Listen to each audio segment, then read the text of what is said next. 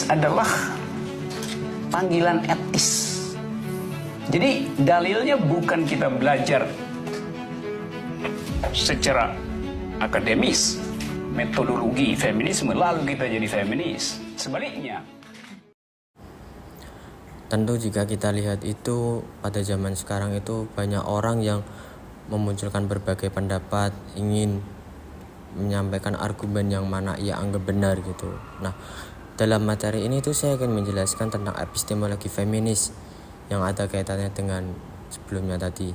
Jadi epistemologi feminis ini ya tidak bersifat tunggal, melainkan liberal. Jadi ia tuh tidak memihak pada satu pihak saja, ia tuh mengumpulkan semua argumen gitu untuk mendapatkan pemahaman yang valid gitu. Yang mana ia tidak memihak, tidak memilih satu sajalah ini itu gitu. Nah, tokoh dalam feminis ini yaitu Patricia Hill Collins. Nah, dalam pemikirannya itu ia sangat mempengaruhi banyak orang selama 3 dekade terakhir yang ditulis di dalam bukunya yang berjudul Black Feminist Talk. Nah, di dalam buku itu ia menjelaskan epistemologi adalah tentang bagaimana kita itu menilai pengetahuan atau mengapa kita itu mempercayai tentang kebenaran gitu loh. Mengapa kita percaya dengan kebenaran gitu. Nah, menurutnya itu kita harus mencari itu gitu loh. Nah, jadi pendekatan feminis ini tidak bisa dipisahkan antara etika dan politik. Karena ketika kita mempelajari pengetahuan, kita harus mempertimbangkan isu-isu tentang benar dan salah, kekuasaan dan penindasan.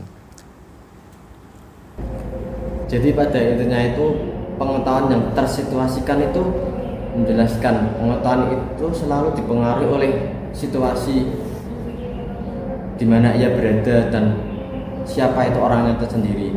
Nah, konsep ini tuh menekankan tidak ada pengetahuan yang sepenuhnya objektif atau universal, karena setiap orang melihat dunia itu dengan cara yang dipengaruhi oleh situasi sosial mereka itu tersendiri gitu loh.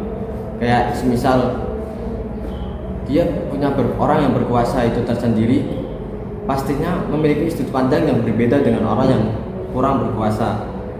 Nah, dari situ kita bisa melihat gitu loh bahwa pengetahuan itu tidak bisa disamakan antara saya dan orang kedua gitu atau orang ketiga gitu, karena kita memiliki sudut pandang yang berbeda dan situasi itu di mana ia berada gitu.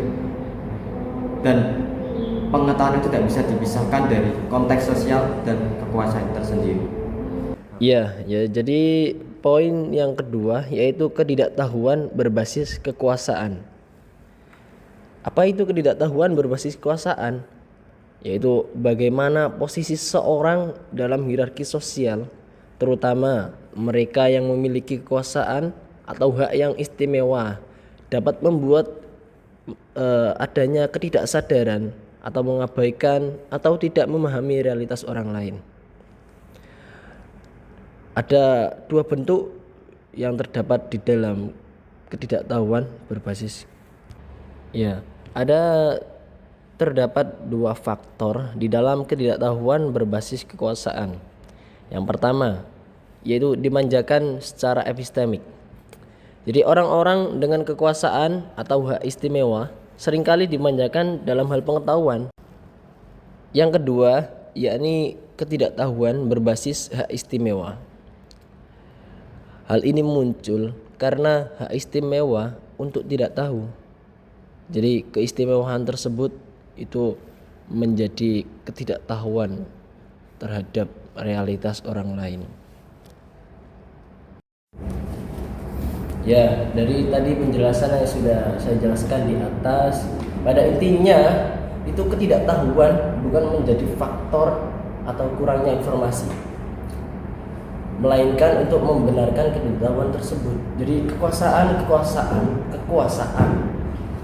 menjadi faktor ketidaktahuan dalam memahami realitas orang lain. Mungkin kita bisa melihat contoh seperti adanya kenaikan UMR.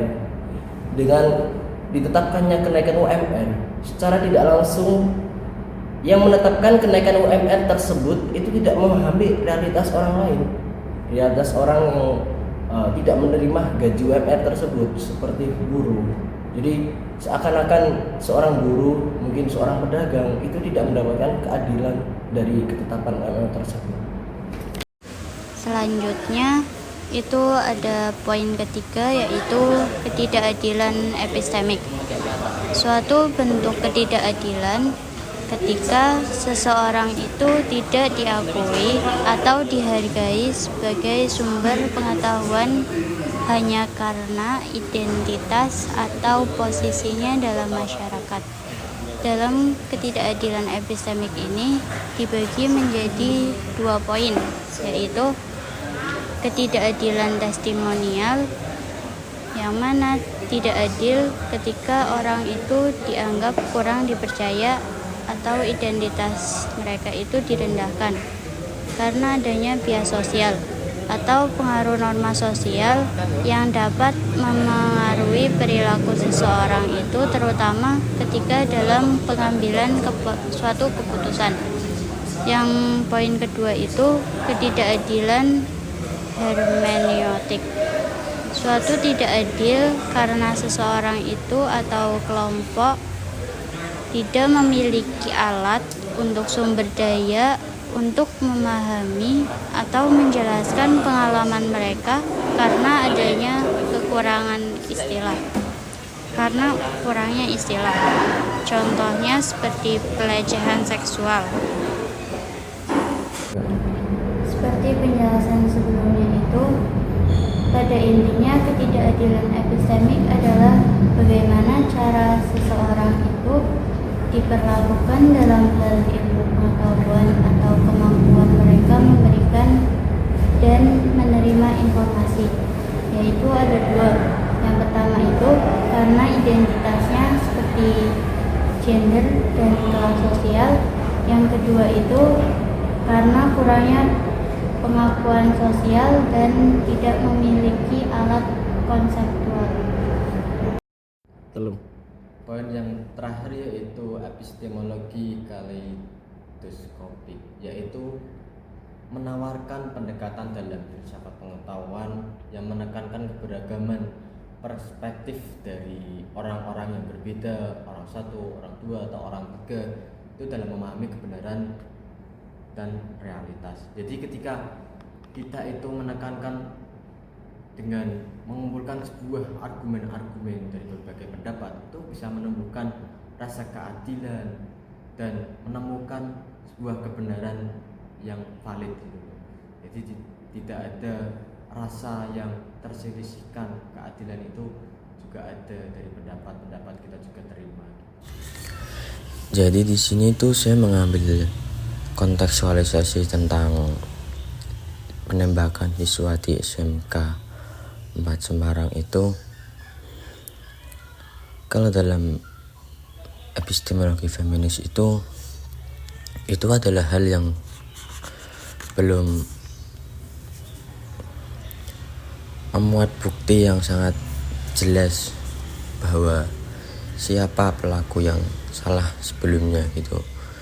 Nah, kalau kita selidiki dengan epistemologi feminis ini, kita bisa menemukan semua sumber-sumber dari barang-barang bukti maupun media-media lainnya untuk mendapatkan informasi yang lebih valid. Karena ketika kita itu percaya saja kepada orang-orang yang memiliki kekuasaan, memiliki jabatan yang tinggi, dapat dipercaya secara langsung, itu belum tentu memuaskan hasil yang sangat benar gitu.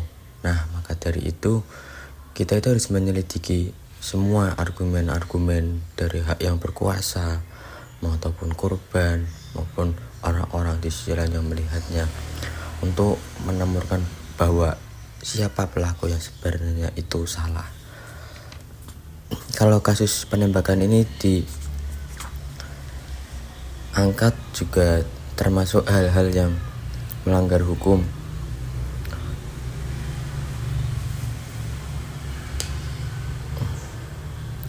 Maksudnya adalah ketidakadilan epistemik. Nah, dalam situ adalah merasa tidak adil karena dia memiliki kekuasaan yang tinggi dengan seenak-enaknya gitu, langsung menembak kepada orang juga yang pelajar masih mempunyai masa depan yang sangat panjang, bahkan orangnya pun sampai meninggal. Mungkin itu dari penjelasan kontekstualisasinya. Udah berapa kali ku bilang kalau videonya udah selesai. Lah udah selesai. Bye bye sepuh.